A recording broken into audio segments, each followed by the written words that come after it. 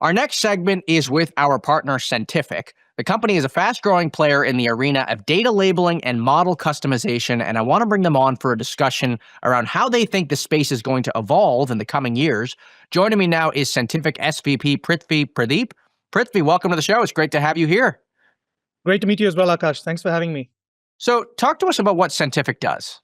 Yeah, sure. So Centific helps train models to understand and reason with the world better, safely and correctly. So we work with both the frontier AI labs as well as enterprises, helping them accelerate their AI and ML deployments. Right. And the other side of the business that I find interesting is you're not just helping the frontier model labs with their data labeling, but you're also helping customers, be it enterprise customers, really customize those models to really, be better suited to their data, right?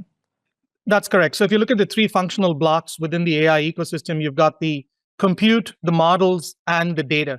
We sit at the intersection between models and data. So when we work with the frontier labs, we help them build capabilities and enhance features. When we work with enterprises, we essentially help them achieve actionable insights or outcomes based on the data that they have and how we ingest them into the models depending on their specific use case. So that's kind of the areas we support. Today, we cover over 200 languages and locales, and we've got offices in over 23 locations around the globe. So that really helps us get the global reach as well. So I want to ask you, which of these two businesses is bigger right now for the company? I would say the work with the frontier labs is definitely kind of takes the upper hand at this point, just given all the hype around and the work in the space being very active. That would definitely be the larger proportion of the work we do. And so if that is really where the company is putting a lot of its attention right now, how do you think about differentiating yourself from all the other data labeling competition out there? Yeah, so from a differentiation standpoint for us, we really started with globalization and localization, moved into the world of natural language processing, image and computer vision applications, and today where we are with the world of generative AI, right? So I think we differentiate ourselves from the breadth and depth that we cover. From a breadth perspective, we cover a range of different use cases, like I said, from globalization to where we see today being physical AI and wearables. From a depth perspective, we can go fairly deep, all the way from standard varieties of English and locales to low resource and under resource languages as well. So we kind of cover the entire data ecosystem as such with our physical operations as well. So the physical AI story is kind of interesting because when I think about it, I think about robots, I think about wearables, and we haven't talked too much on the show yet about what kind of data collection that requires. How are you helping those types of companies collect that data on the ground?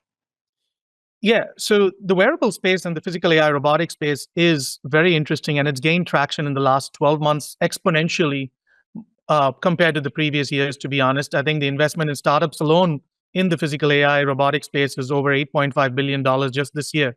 So that gets you kind of an idea of the scale and the footprint that our clients and partners today, both in the labs and enterprises, operate at. And the reality is there isn't data out there that can handle real world use cases, which is what robotics and wearables essentially need. Funnily enough, there are still systems that are collecting data about just folding t-shirts and household tasks. And how do you collect that data?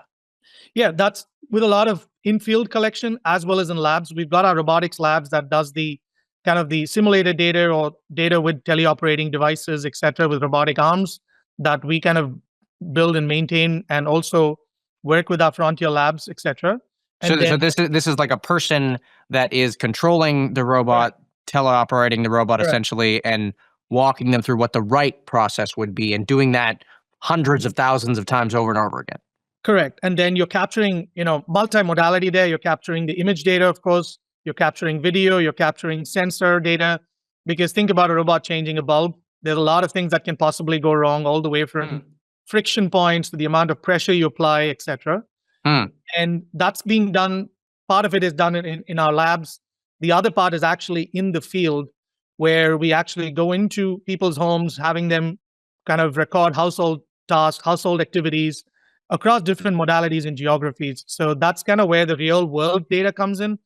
Because and they're like, they have a camera like that they're wearing, or it really depends. Sometimes there's a camera that's mounted on their head to capture the first person perspective of how they would perform a task. The other parts of this, there are devices mounted at different points in the home so that you're capturing the acoustics and the surroundings that go along with it as well. Hmm. It really depends. But if you go back to the days of autonomous driving, a lot of the initial work we did was, hey, take pictures of stop signs and just take pictures of sunrise, sunset, different road parameters, etc., just so we can capture all possible permutations and combinations. That is quite similar to what we're doing today in the robotic space, where the depth of information is heavy in terms of the compute that is required. Right. And therefore, the real world interactions need to encapsulate all different parameters as well. So let me ask you a question here. This data that you're collecting, it seems very capital intensive, or maybe human intensive, I should say, Yeah. because you have to have people doing it. So is this data higher margin? I know it's more expensive probably to collect it, but do you see it as helping the company with profitability in the long run?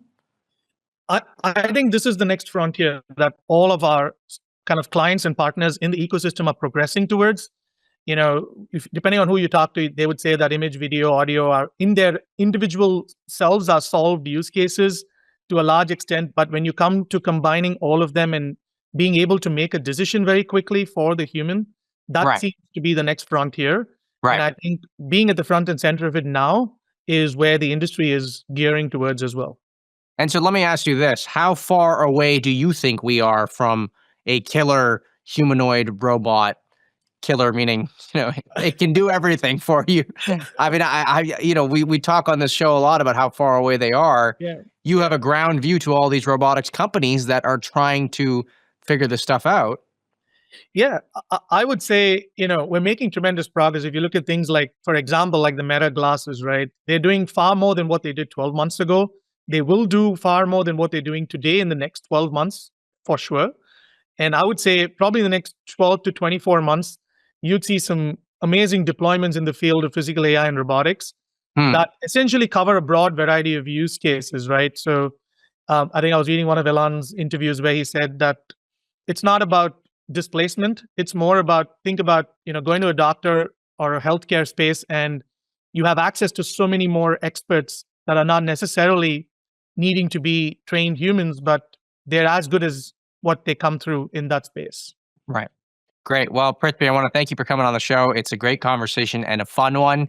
Look forward to talking to you again very soon.